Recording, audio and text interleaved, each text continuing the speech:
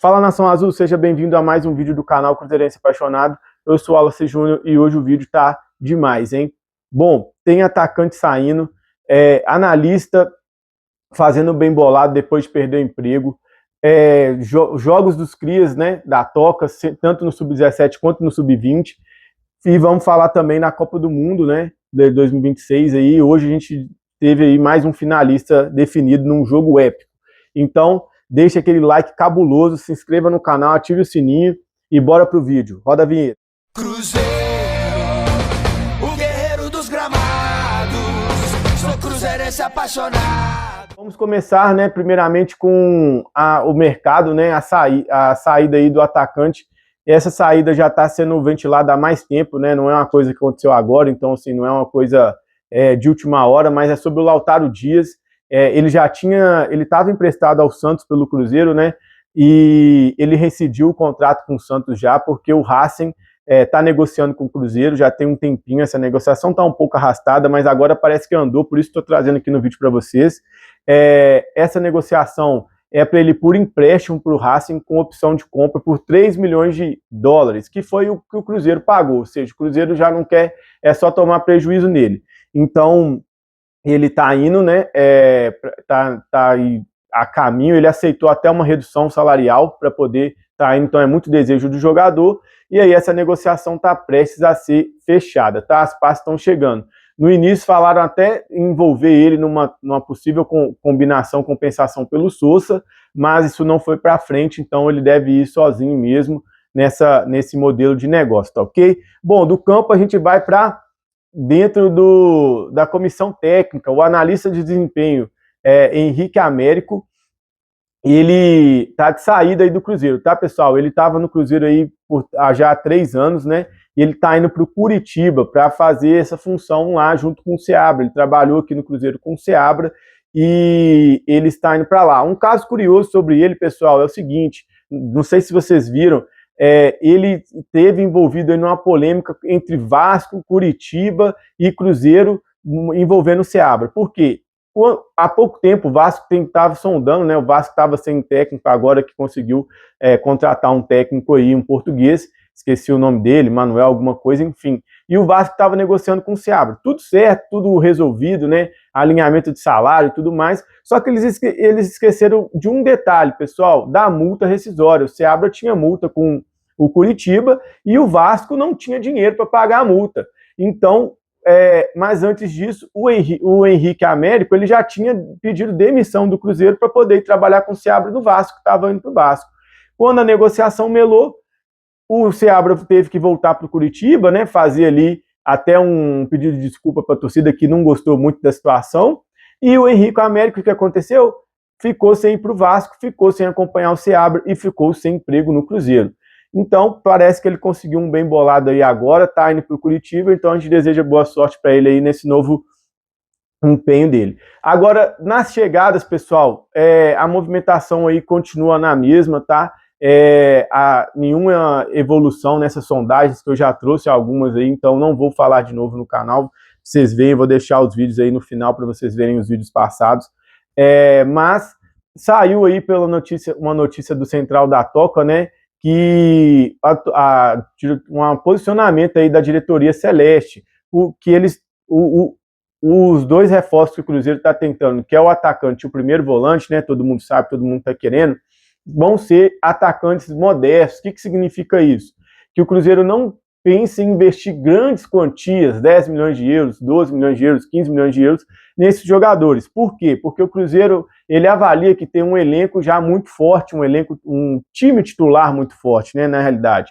E, na minha visão, eu até concordo. E com esse elenco, com esse time, a gente não precisaria trazer um jogador tão caro, né, para poder, às vezes, ter que ficar na reserva. Então, seria mais algumas oportunidades, jogadores bons, não quer dizer que eles vão ser jogadores ruins, mas que vêm com esse status de compor elenco, né? Não vem com esse status aí de titular absoluto, né? De craque, de grande contratação.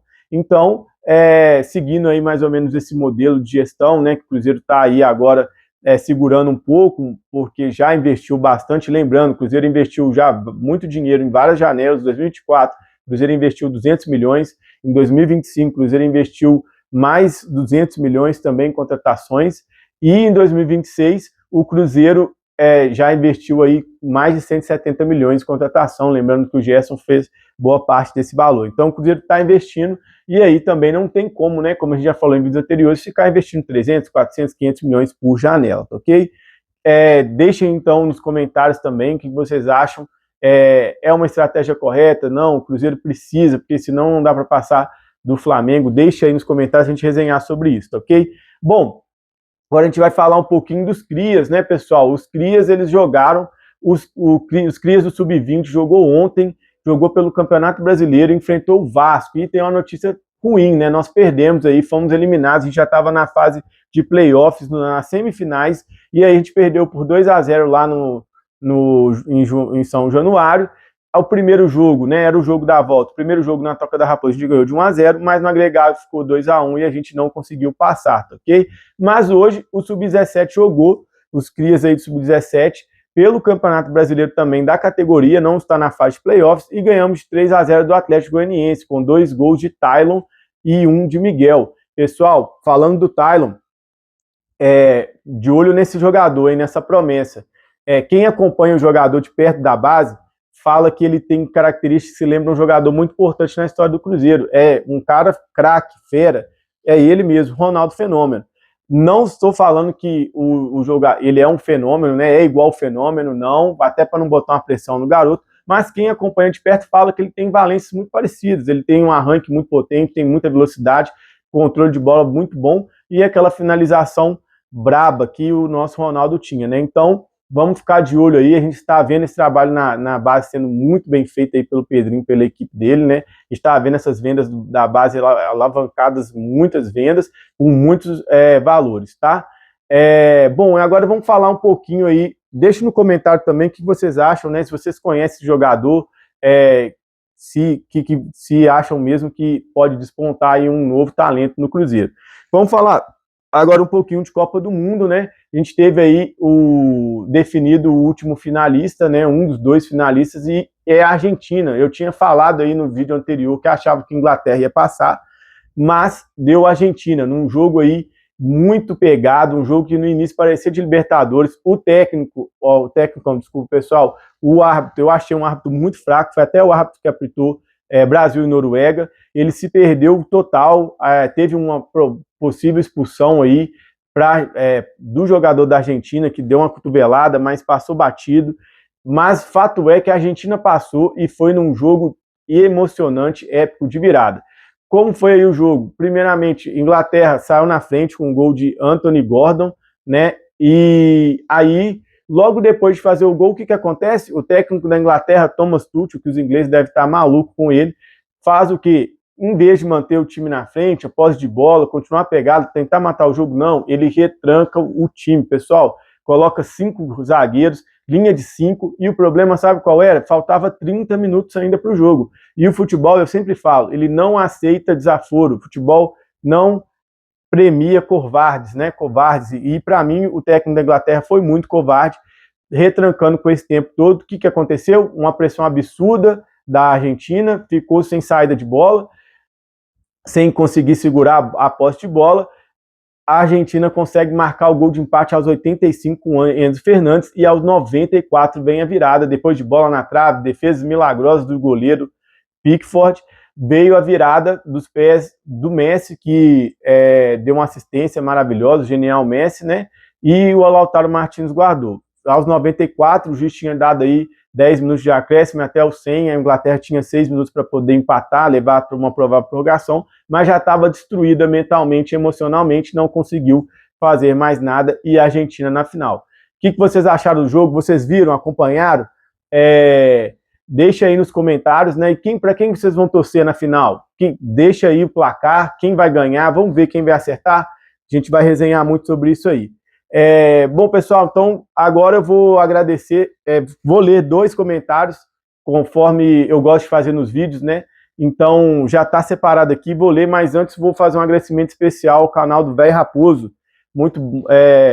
Aquele abraço para o Velho Raposo, que estamos juntos sempre, espero que a gente faça bastante parceria aí, acompanhe o seu trabalho também, muito bem-vindo no canal aí, beleza? E vamos ler os comentários agora, que eu separei. Eu separei 2 comentários aqui, pessoal. O primeiro comentário é da Vanessa Lemos, eu achei muito interessante, ela escreveu assim, ó, isso foi no vídeo do Cruzeiro Não Tem Torneira de Dinheiro, né, o segundo vídeo do canal, vou deixar aqui ele no final do vídeo, na descrição, para vocês estarem vendo, um vídeo muito bom, foi sucesso também, tá? O que ela escreveu? O caminho para o Cruzeiro é esse mesmo, de investir na base, temos muita tradição nisso, de fato sempre foi difícil competir com o eixo. A mídia no passado foi fundamental para eles, gostei de sua exposição de dados em relação a valores de arrecadação, gastos com jogadores, o canal está bom demais, bora para cima. Vanessa, achei o comentário espetacular, muito obrigado pelo carinho, pelo comentário, concordo com você, como eu falei aí no vídeo, né, estamos aí com o Tylon, mais um provável joia aí da base, então a gente tem que ter esse carinho com a base, que é o futuro do time, é onde a gente vai colher frutos, tanto tecnicamente quanto financeiramente, beleza? Bom, vou ler o próximo aqui, pessoal, e é do L9 Oficial, tá? E olha, já vou deixar uma dica, o cara é brabo, para quem gosta de uma trap, um rap, segue ele, entra no canal, vê o trabalho dele, muito bom, segue lá, seja seguidor dele, deixa o like nos vídeos, que é um trabalho muito legal, tá ok? Ele escreveu aqui, ó, já que o Cruzeiro não vai buscar pesados, reforços que precisa, tinha que no mínimo ser coerente, enquanto nosso ataque não tiver uma sombra para o KJ, vamos penar como foi quando ele estava ausente, pegamos um salário absurdo para o Gabigol, e o cara é artilheiro do Santos na temporada. Independente do pênalti que ele errou, prefiro 1000 vezes ele reserva do KJ do que Neis e Chico da Costa. Sempre que o Gabigol entrou, fez gols, coisas que os nossos atacantes reservas não fazem. Melhor do que trazer mais um centroavante horrível igual esse que estão aí, seria promover o retorno do Gabigol. Achei também um comentário muito bom, espetacular também. Concordo com ele, acho que o Cruzeiro já paga o salário do Gabigol, que por sinal está atrasado no Santos, tá? O Santos está com problema lá de pagar salários, não está conseguindo pagar a parte que é devida ao Santos, né? Então já tem esse ruído aí, e acho que ele é muito melhor que os nossos jogadores, né? O Chico da Costa horroroso, o Neiser não está preparado, ele não pode ser esse reserva do KJ, mas meu ponto é só um, tá, pessoal? Será que ele vai querer? A gente sabe que ele é um jogador de um ego muito grande, e no ano passado teve esse problema de ser reserva do KJ, mas eu acredito que se ele tivesse ficado no Cruzeiro com essa instabilidade do KJ, que ainda não voltou nos cascos, e um novo técnico, que foi que é o Arthur Jorge, né? Talvez ele poderia estar sendo titular do Cruzeiro. O que vocês acham? Deixa aí nos comentários.